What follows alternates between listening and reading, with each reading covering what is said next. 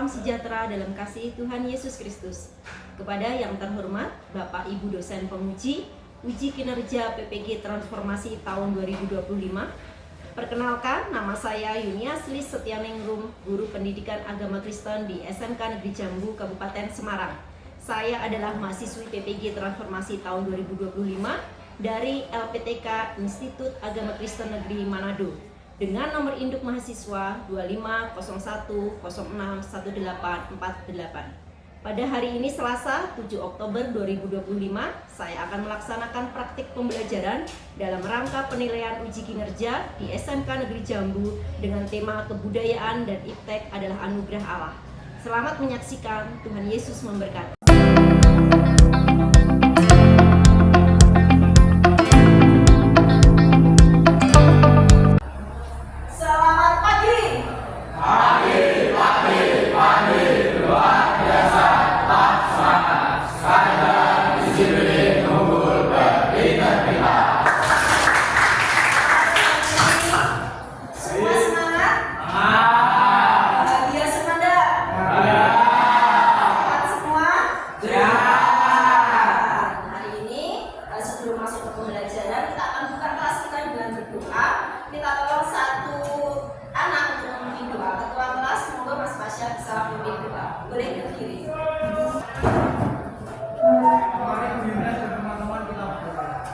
Terima kasih Tuhan, Engkau telah menyertai kami. Sebentar lagi kami akan belajar. Berkatilah kami agar lancar dalam pembelajaran. Amin. Terima kasih Mas Fasya. Silakan kalian saksikan video berikut ini. Sebentar ya. Sibuk dengan hidupnya masing-masing. Kemajuan teknologi tak terbendung, semuanya serba cepat, instan dan digital. Namun di tengah hiruk pikuk ini ada satu pertanyaan yang sering terabaikan. Di mana tempat Tuhan dalam hidup kita? Bukan hanya saat kita butuh, tetapi karena kita mengasihinya. Sebab hanya di dalam Dia kita menemukan damai yang boleh maju, tapi iman kita jangan sampai mundur. Setelah kalian menyaksikan video tadi, ada beberapa pertanyaan yang ingin Dunia sampaikan ke kalian. Sekarang siapkan HP kalian, ya. Nanti ada pertanyaan lewat Mentimeter. Silakan di barcode. Sudah jawab semua? Belum. Teknologi apa yang sering kamu gunakan setiap hari? Ada yang jawab handphone, ada yang HP, semua banyak HP. Oke, berarti teknologi yang paling sering kalian gunakan setiap hari itu HP. Ya, kesimpulannya. Pertanyaan kedua. Kalau salah langsung aja lah ya. Bentuk kebudayaan apa yang kamu paling suka? Musik? Tari? Yang musik siapa musik? Musik. Tari, tradisi? Wah, ini orang-orang ya, kesenian. Yang cewek-cewek tari? Ada? Musik. Kamu tadi musik, banyak musik di sini ya. Dari manakah kemampuan manusia menciptakan semuanya itu? Ada budaya, ada seni tari, seni musik, ada mungkin alat-alat kesehatan dengan teknologi canggih. Kira-kira dari mana sih? Tangan? Boleh? Dari belajar? Oke, boleh. Dari mana kemampuan manusia? Dari Tuhan. Sih, benar ya. Dari kemampuan yang diberikan Tuhan, terus diasah dengan belajar. Tantangan terhebatnya apa kira-kira dengan perkembangan teknologi yang ada saat ini? Ya, Ben? Lebih terpaku kepada handphone. Nah, kita nanti akan bedah lebih mendetail lagi. Apa sih kira-kira dampak dari kebudayaan saat ini atau iptek saat ini? Oke. Ya, kita mau belajar tentang kebudayaan dan iptek sebagai anugerah Allah. Jadi, ada tiga hal yang akan kalian capai. Tujuan pembelajaran yang harus dicapai oleh kalian. Yang pertama, kalian bisa menjelaskan hakikat iptek sebagai anugerah Allah berdasarkan pemahaman Alkitab. Nanti kalian juga akan belajar dari Alkitab beberapa ayat referensi firman Tuhan. Yang kedua, menganalisis dampak positif dan negatif dari perkembangan iptek. Ya, jadi perkembangan iptek itu ada dampak positif dan negatifnya. Apa saja? Nanti kita akan belajar bersama-sama. Yang ketiga, merumuskan sikap dan tindakan yang bertanggung jawab.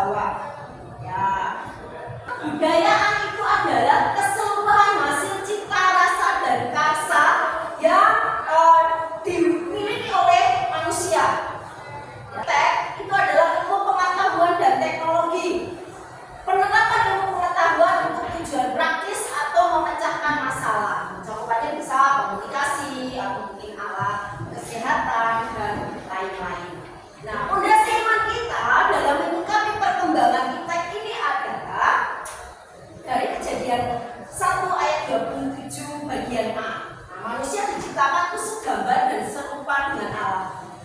Dan kita diberi satu hal yang berbeda dari ciptaan lainnya.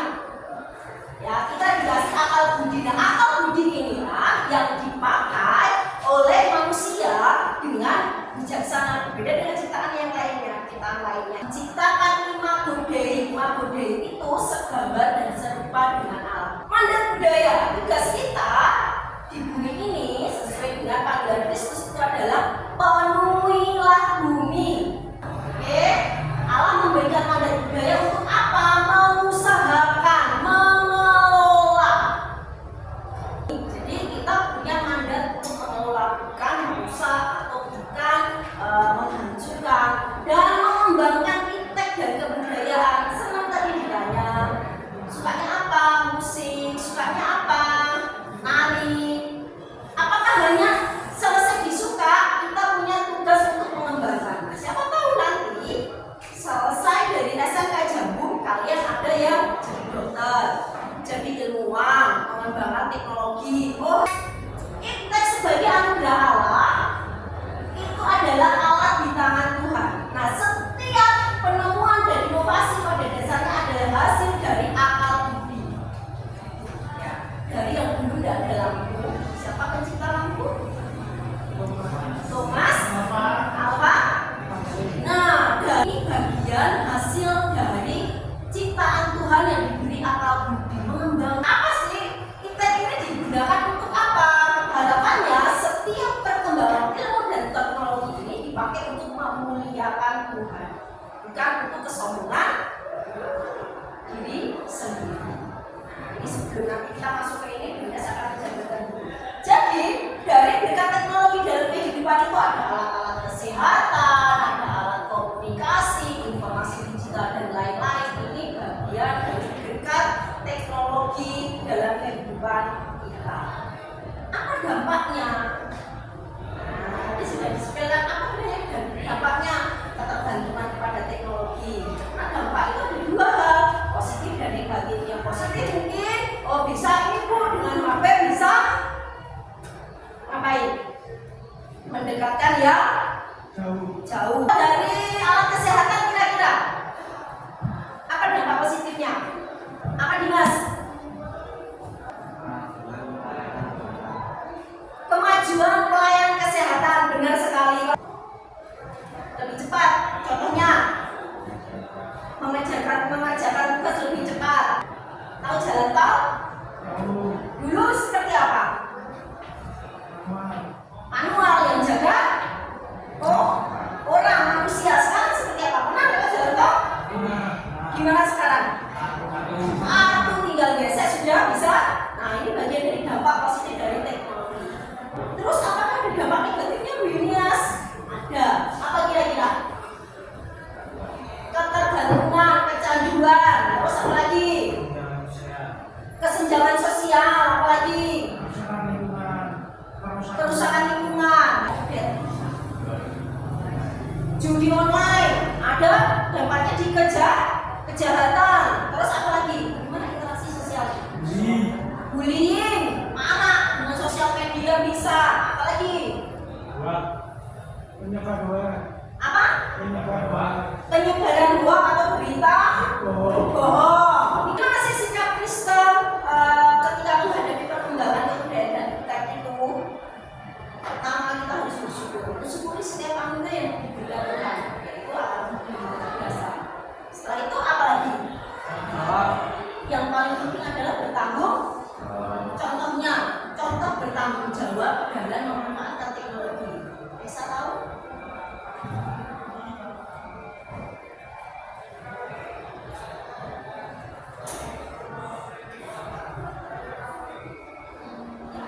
Di media sosial atau teknologi HP dipakai untuk menyebarkan kabar sukacita atau firman Tuhan, status WhatsApp itu kan ya firman Tuhan. Itu sekarang tidak langsung sudah bisa jadi berkat bagi banyak orang. Kritis dan selektif. Contoh kritis dan selektif itu bagaimana Nara?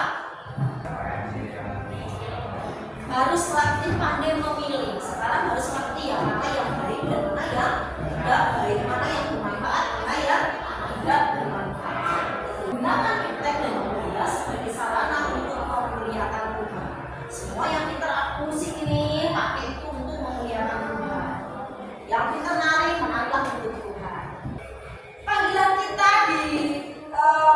di era digital ini adalah satu, kita harus menjadi garam dan terang dunia. Garam dan terang itu artinya adalah kita mau melayani, kita mau memberitakan Injil. Garam itu kan berarti memberi rasa, terang itu memberi cahaya. Jangan sampai kita menjadi batu sandungan. Harapannya seperti itu ya. Jadi kita sebagai generasi Kristus, kita harus menjadi pewarta firman, pewarta Injil.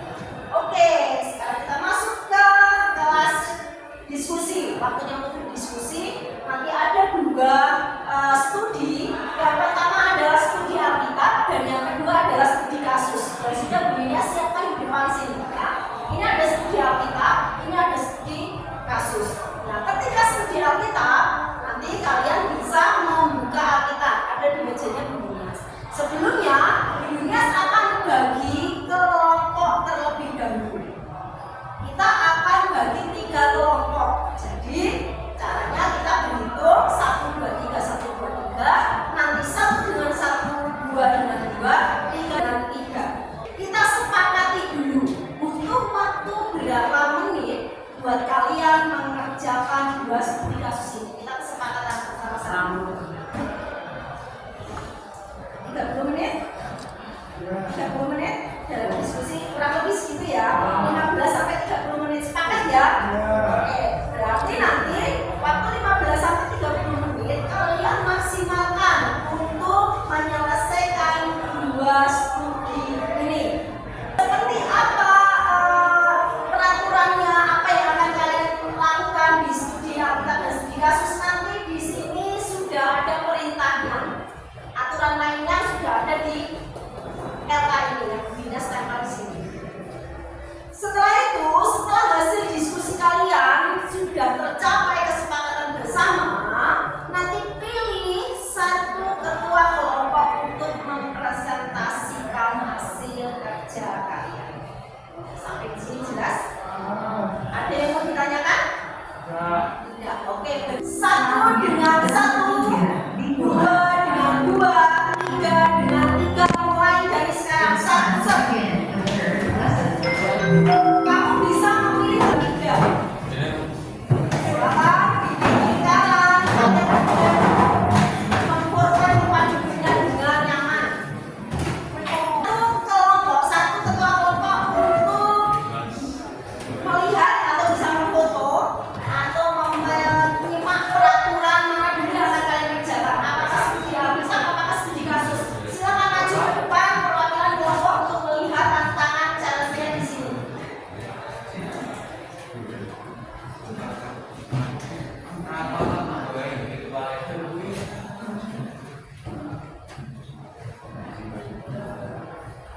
Kelompok ini mau yang studi kasus dulu atau studi Alkitab? Studi Alkitab membutuhkan Alkitab boleh ambil di mejanya Bu Nias. Itu ya, dan saya akan bagikan lembar kerjanya kalian.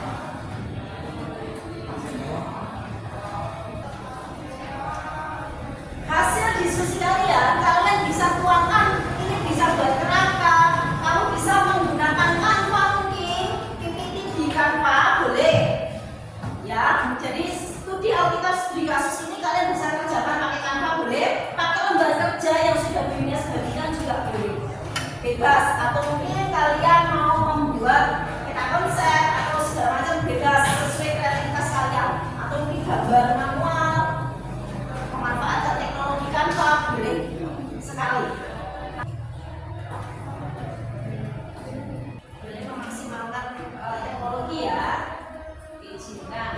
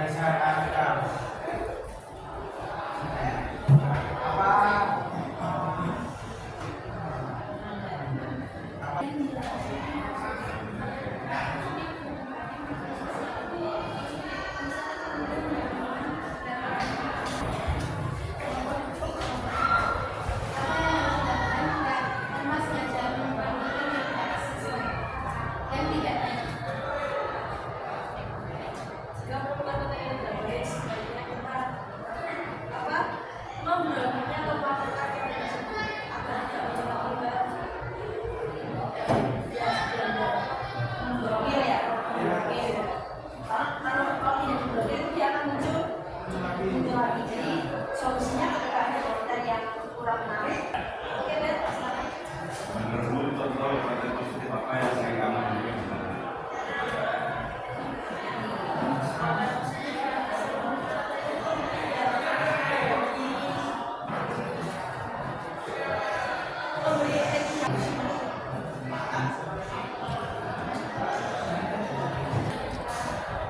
Konten-konten sosial ya, konten sosial, edukasi itu luas.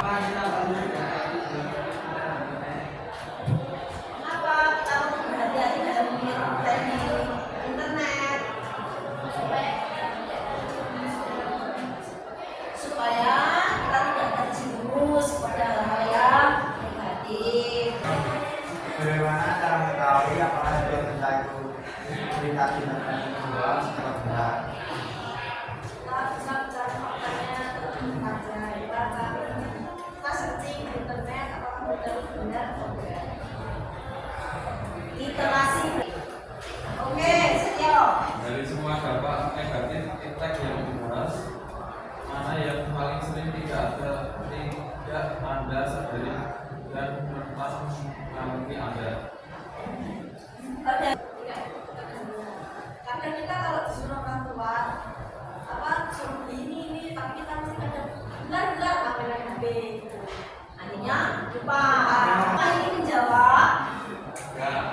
Menjawab? Oke. Terima kasih kelompok 1 sudah mempresentasikan dengan baik. Tepuk tangan buat kelompok 1. Kita sampai di kesimpulan dan penutup. Tapi sebelumnya nanti ada pertanyaan refleksi yang harus kalian kerjakan sebelum kita mengakhiri kelas ini.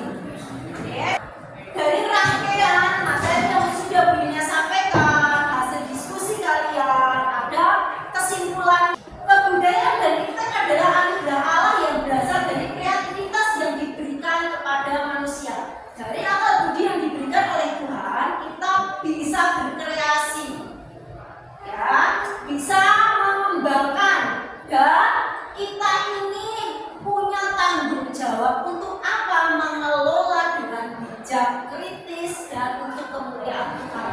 Kita punya tanggung jawab di sini, punya tanggung jawab untuk mengembangkan, mengasah nalar kritis kita, kreativitas kita, dan kita juga punya tanggung jawab untuk menjadi berkat bagi sesama. Kalau tadi disampaikan di kelompok 1, memanfaatkan impact itu untuk apa? Kegiatan sosial, kegiatan edukasi. Nah, ini hal-hal yang positif. Harapannya seperti itu. Sekarang dengan berkembangnya teknologi yang ada, kita jangan jadi orang yang malir begitu saja, ikutin aja. Tetapi kita harus jadi orang yang cerdas, bisa memfilter. Ya, ayat penutup di dalam Kolose 3 ayat 23, apapun juga yang kamu perbuatkan dengan segenap hatimu seperti Tuhan bukan untuk manusia. Jadi harapannya segala sesuatu yang kalian katakan, yang kalian pikirkan, yang kalian lakukan itu hanya untuk memuliakan nama Tuhan. Videonya saya akan membagikan kertas post-it ini. Silakan kalian tuliskan bagaimana kalian akan menggunakan iptek secara lebih bertanggung jawab setelah ini. Kalau sudah, silakan ditempel di papan tulis. Menjawab dalam menggunakan iptek setelah ini. Saya ingin melakukan, jika ada video yang tidak baik, menghindari retai yang dikasih nama ya. Selanjutnya, ada yang ingin mengendalikan dan menggunakan untuk kebaikan. Itu komitmen ya, berarti ini komitmen kalian akan dilakukan. Membuat to-do list, membuat list untuk membagi waktu yang bertujuan untuk mengurangi, menggunakan untuk kebaikan, menarik informasi, menjaga etika dan sopan santun dalam bermedia sosial. Terus tidak pengaruh pada hal yang